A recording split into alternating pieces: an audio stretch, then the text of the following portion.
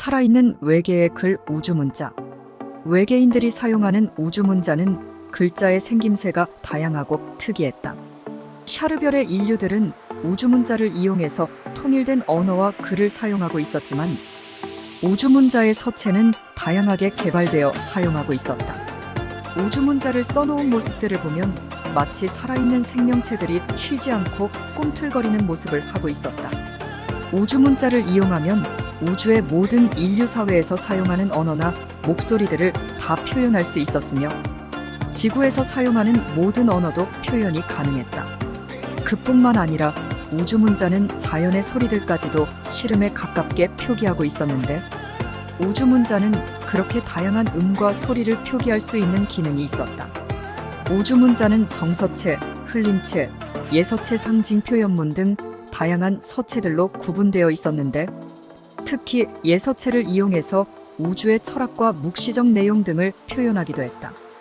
외계인들이 써놓은 상징문을 보면 마치 우주의 기하학적 도형을 이용해서 형이상학적인 철학을 표현하는 것도 같고 우주의 기운을 표현한 상상도를 보는 듯도 했다. 그리고 우주문자 상징문을 바라만 보고 있어도 그 속에서 우주의 신비한 기운이 나타나고 우주의 철학과 묵시적 영감이 나타나 정신세계를 변화시키는 것만 같았다. 고차원 정신세계에 도달한 외계인들이 써놓은 우주문자의 상징문은 실제로 우주의 영감과 인간의 정신세계를 작용하는 힘을 가지고 있다고 했다. 그래서 고차원 정신세계의 높은 경지에 도달한 외계인이 작성한 우주문자의 상징문일수록 신비한 힘의 우주기운이 생성된다고 했으며 샤르별의 인류들은 그렇게 신비한 힘을 발휘하는 상징문을 보물처럼 여기는 습관이 있었다. 신비한 힘을 발휘하는 우주문자 상징문은 아무나 만들 수 있는 것이 아니었고 높은 정신세계에 도달한 러우나 산타르시안 같은 각성자들이 우주와의 교감으로 영감을 발휘하여 만들 수 있는 영적인 선물이라고 했다. 그렇게 만들어진 우주문자 상징문을 이용해서 샤르별의 인류들은 우주영감의 문을 열 수 있었고 정신세계를 정화하고 의식력을 크게 길들이는 용도로 활용하고 있었다.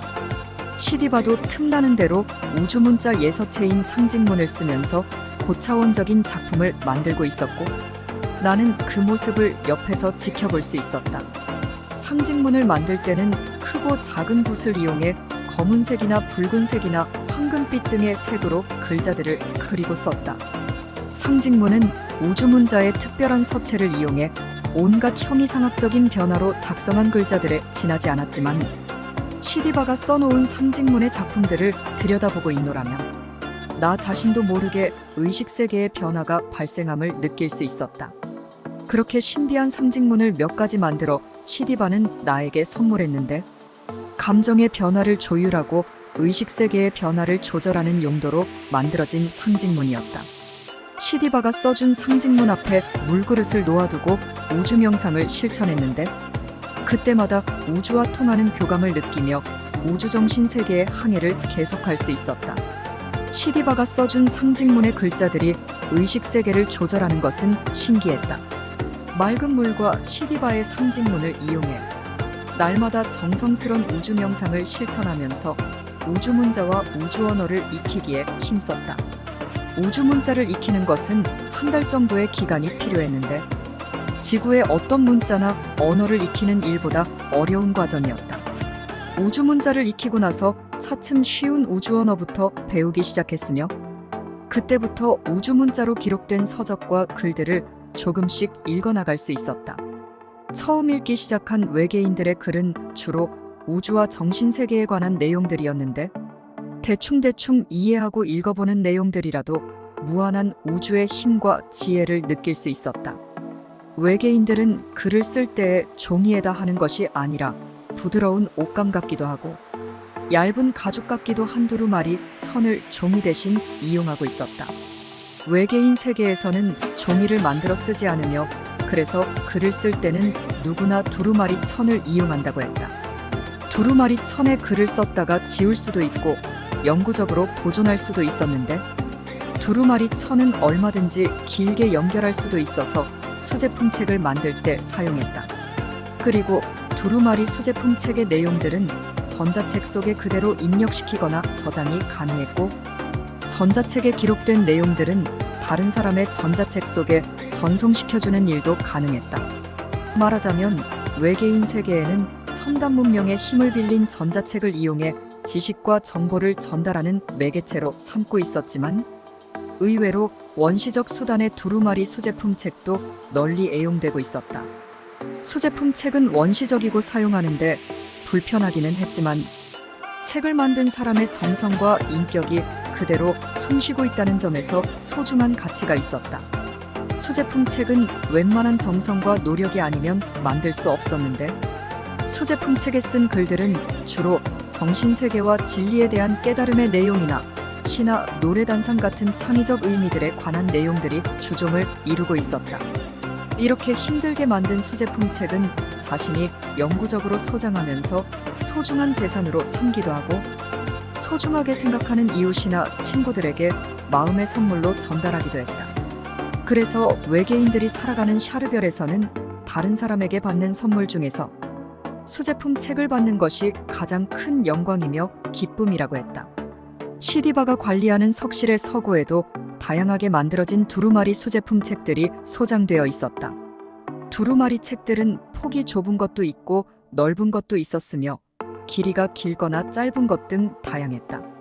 시디바의 석실 서고에 보관되어 있는 두루마리 책들은 시디바 자신의 작품들과 다른 외계인들이 쓴 작품들이 다양하게 섞여 있었다. 그 중에는 지구인이 만든 작품도 있었다. 샤르별의 외계인이 아닌 지구인이 외계인의 언어인 우주문자를 이용해서 글을 쓰고 두루마리 책을 만들어 놓은 점이 이상해서 의문을 풀기 위해 시디바에게 질문을 했다. 지구인들이 언제 어떤 목적으로 이런 우주문자의 두루마리 책을 만들어 이곳에 보관하고 있나요? 시디바는 지구인들의 두루마리 책에 대한 설명을 이렇게 들려주었다. 이 두루마리 책들은 일종의 방명록인 셈이지. 즉, 우리 해적이지를 방문하고 돌아가는 지구인들의 생각을 담아 만들어지고 있는 내용들이란다. 진짜 이 방명록의 두루마리 책을 쓴 작자들이 해적이지를 방문하고 있는 지구인들이라고요? 그렇단다.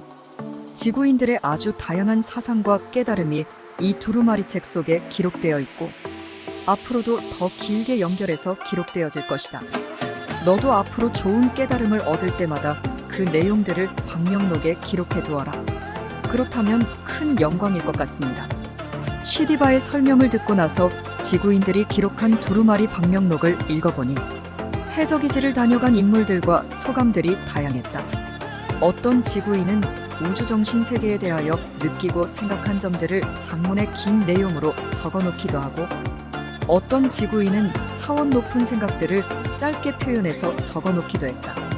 어떤 지구인은 해적이지를 방문한 기념으로 자신의 이름과 신분 등에 관한 내용만 간단히 서명해 놓은 경우도 있었다. 다양한 신분의 지구인들이 외계인들과 친구가 되어 해적이지를 드나들고 있다는 증거였다. 해적이지를 드나드는 지구인들은 대부분 코디우거스 요원들이었다. 코디우거스란 외계인들과 긴밀한 교류를 나누며 중요한 중간 역할을 담당하고 있는 지구의 파수꾼들이었다. 비밀 결사대이기도 한 코디우거스들의 중간 역할로 우주의 심오한 정보들이 지구 인류들에게 전달되어지고 지구 최후의 날을 연장시키고 있었다. 지구의 파수꾼 코디우거스의 활동이 더욱 활성화되고 그 힘들이 늘어난다면 지구 최후의 날이란 비극도 비껴갈 것이란 희망을 발견할 수 있었다.